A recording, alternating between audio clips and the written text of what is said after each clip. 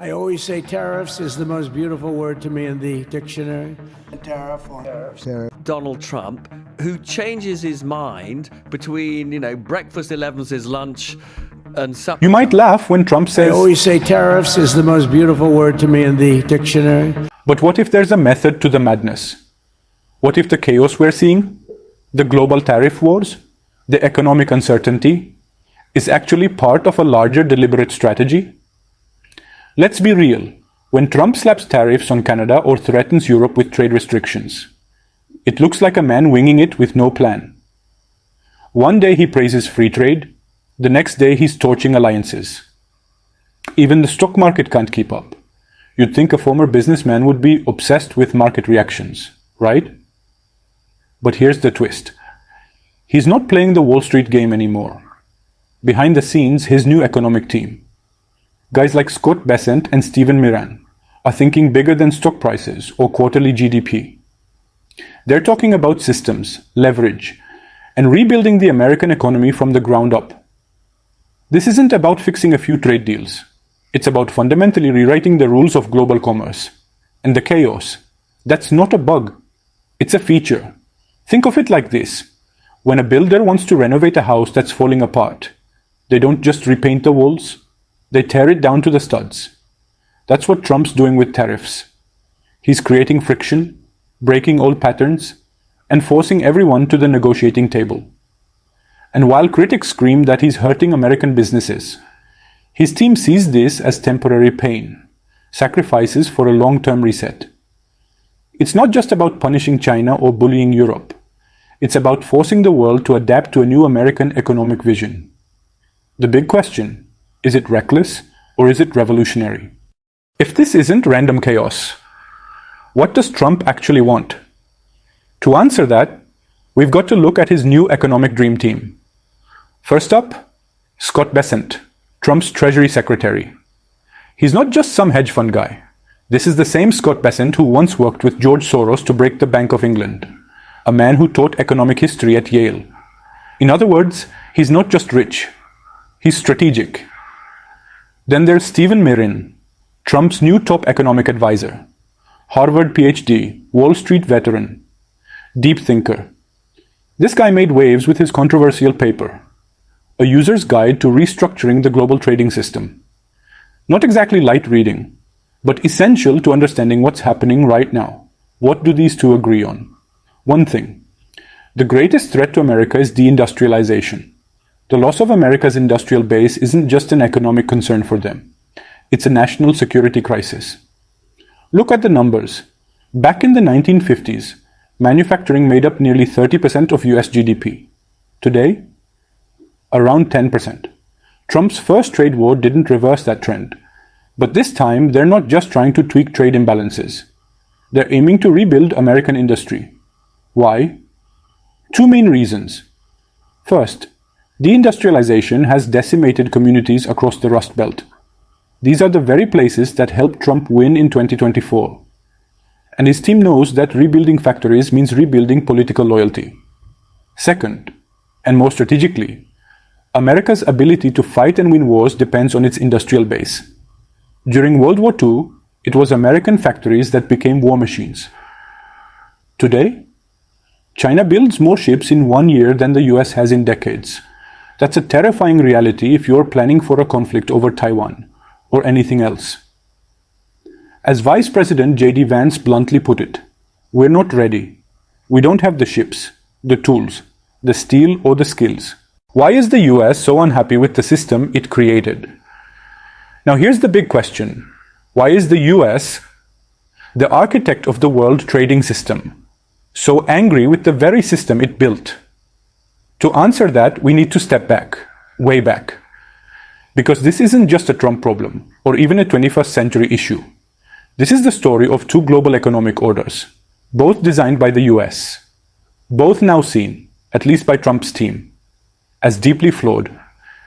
Let's start with Bretton Woods. It's 1944. The world is still at war. But in a small resort town in New Hampshire, 44 allied nations meet to design a new global financial system. The US is at the center of it all. Why? because it's the only major economy that isn't bombed to rubble. What did the Bretton Woods system look like? Currencies were pegged to the US dollar, and the dollar was tied to gold. The US became the global security provider, creating NATO and the US-Japan alliance. And maybe most importantly, the US opened its markets to help its war-torn allies recover. The US let other countries protect their own industries while giving them access to American consumers. That's huge. That's what Besant would today call a green country deal. In return, America got stable allies and helped prevent another world war. It also strengthened the role of the dollar as the global reserve currency, a position that came with what France once called an exorbitant privilege. But even back then, there were cracks. Economists started warning about something called the Triffin dilemma. To keep the world economy growing, the US had to keep creating dollars. But the more dollars it created, the less credible the gold backing. The 1980s. Reagan, Thatcher, deregulation, free markets, free trade. This new order came with 4 big pillars. 1. Lower tariffs. 2. Free-flowing global investment. 3. Floating currencies. 4. US military protection.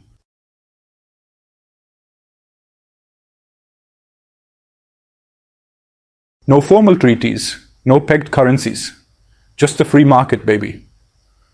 And for a while, it worked. America stayed rich. The dollar became even more dominant. The US could run huge deficits and still attract the world's savings. The military kept sea lanes open. Everybody wanted to sell to the American consumer. But at what cost? The strong dollar made American exports expensive. Manufacturing jobs vanished, replaced by cheap imports. Inequality surged, and certain regions were hollowed out. And then came the China shock. After China joined the World Trade Organization in 2001, millions of US jobs disappeared as companies offshored production. Here's the twist. All of this, the dollar dominance, the trade imbalance, the deindustrialization, was baked into the system the US created. And now Trump's team is looking at this system and saying, enough. They see a neoliberal order that enriched coastal elites but gutted the industrial base, left the military stretched thin, and gave strategic rivals like China the tools to rise, while America paid the bill. So when Trump lashes out at allies and foes alike, when he says friend has been worse than foe, it's not just about petty grievances. It's about tearing down a system that no longer works for his vision of America. A system they believe must collapse so a new one can rise. The MAGA game plan. 3 steps. Step 1. Tariff chaos. What we're seeing now is by design. High tariffs on friends and foes alike aren't the end game. They're the pressure tactic. Both Besant and Miran have said this is about building leverage for future negotiations. Step 2. Reciprocal tariffs. The goal is a fairer system. No more letting countries like China impose higher tariffs on the US. If the US raises tariffs, others must match, creating a level playing field. Critics say this could spark a global trade war, but Trump's team argues that everyone still wants access to the US market. That's America's ace card. Step 3. The Mar-a-Lago Accord. This is the big finale, a new global agreement that replaces the neoliberal order. Think of it as Bretton Woods 2.0, but with Trump's stamp. Countries will be divided into 3 buckets: green, yellow, red. Green countries get low tariffs, dollar access, and US protection. But in return, they must peg their currencies to the dollar and possibly pay for US military support. Yellow countries get less. Red countries, they're out of the club. The idea is to keep the dollar as the global reserve currency, but weaken it just enough to help US exports and reindustrialization. Can it work? In theory, yes. The US could have its cake, reserve currency status, and eat it too, a revived manufacturing sector. But the catch? Countries may not want to become economic vassal states, relying on the US while losing financial independence. Still, Besant is clear.